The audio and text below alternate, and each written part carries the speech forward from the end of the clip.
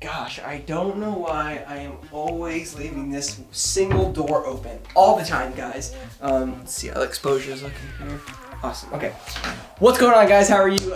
It's been a week or two since I've uploaded it, and I promise it's the reason. I actually had a surgery recently, so things have been kind of weird on my side. But in today's video, I want to talk all about a software that has saved me so much time and money, and I hope that it can help you guys in the future too. For me, I'm a heavy on the shutter guy. I'm constantly taking pictures at weddings, graduation sessions, family formal photos, just because I value those in-between moments where sometimes if somebody's laughing, there's that perfect point in the laugh. I'm not shooting on high plus or anything like that, usually just single shot, and I'm just like clicking a lot. And unfortunately it's bad for the camera, and it also sucks on the post-processing side. But the software I want to talk about today is awesome because it cuts down on that time and it saves you money. And I want to tell you how it can do both of those. So in today's video, we're going to talk all about that software, which is Photo Mechanic.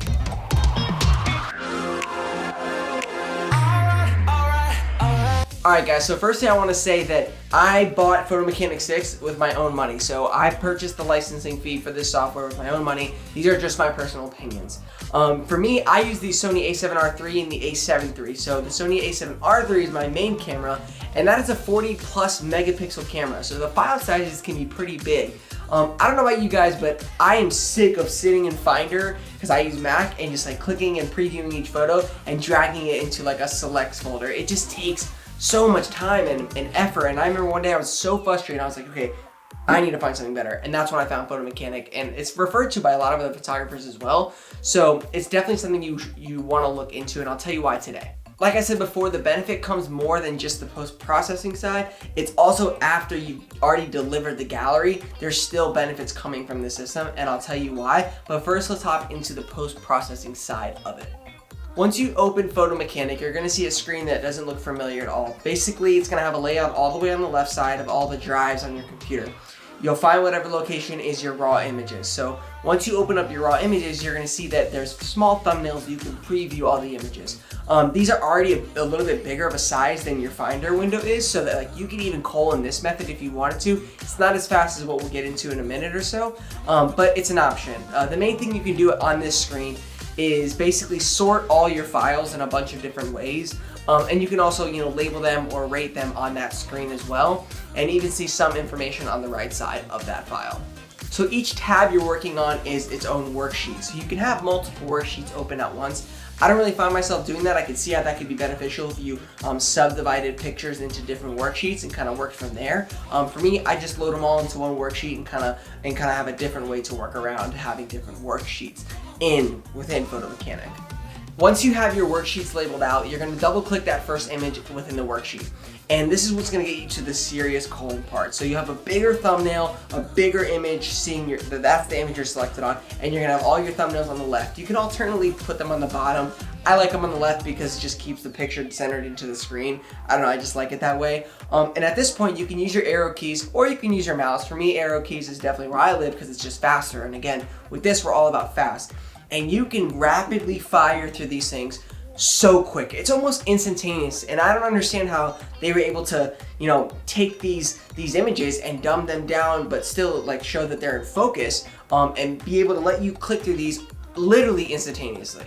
So as you're clicking through the images, you can label them. I do the color system, so I can label them red, yellow, green, blue. I think it's like 8 or 9 colors. But you can also make it to where your number pad is the number system too. So you can rank them 1, 2, 3, 4. I like to do the label system, and the reason why that is because I can go around the worksheet way instead of doing worksheets and label, okay, all the bride prep images that I know I want to edit are green, groom prep red, ceremony blue, stuff like that. So basically, I can organize them into subfolders within the section of the day before I even bring them into Lightroom. So when I bring them into Lightroom, it'll all be organized via color code. That's what I love so much about Photo Mechanic. So before I found Photo Mechanic, I was doing a lot of my culling either in Lightroom or Finder, and I just found like it's slowed me back a little bit. Yes, you can create the smart previews and stuff like that, but for me, Finder was just way too slow. That was what I did in the beginning when I first started and first became a photographer. But then obviously Lightroom, where a lot of people do their culling, I started to do there. But I just didn't like the system of being able to not be able to organize the files before I even bring them into Lightroom, and this is what Photo Mechanic really helps me with.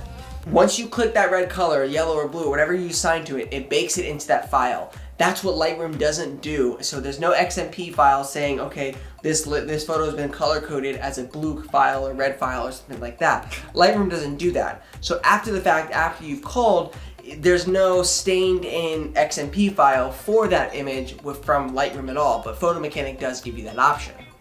So I know what you're thinking, Jonathan, how does this save me money? Here's how.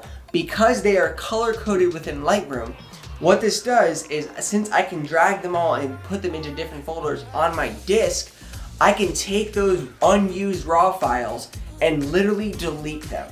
For me, I want to keep all the raw files I delivered in a wedding gallery. You know, once I send the gallery off to the couple, they're happy with it, I go and I take all those raw files that weren't touched, weren't used, and I delete them. Because of the camera and the size of megapixels these images are, we're talking 70, 80, 90 gigabytes of data per gallery, sometimes 100 if you're an overshooter like I am.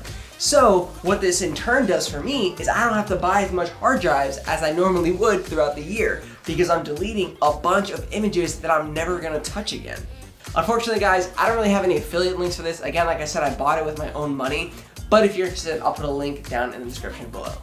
Well, guys, that's all I have for you today. Just a quick video on Photo Mechanic. I hope it was helpful. Definitely give this video a like down below and subscribe for more content in the future. And I want to be posting a lot more now that I'm back to normality. And I guess the world's back to normality too. I know restaurants here in Florida are like 50% capacity, and even gyms are open now, which is so exciting, but I'm excited to get back to it.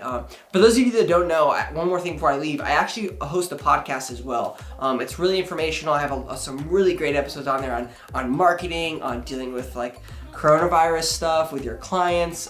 So many good useful information on there. Some awesome episodes coming out with guests and stuff like that. I'm gonna link to my favorite episode of all time. It was actually an episode, or two episodes, one that I did with David Zhao on pricing, and another one that I did with Albee Productions on Facebook ads. Two really great episodes, especially if you're just starting. So I'm gonna link that down below, guys, but thank you so much for tuning in, and I'll see you in the next video. Peace.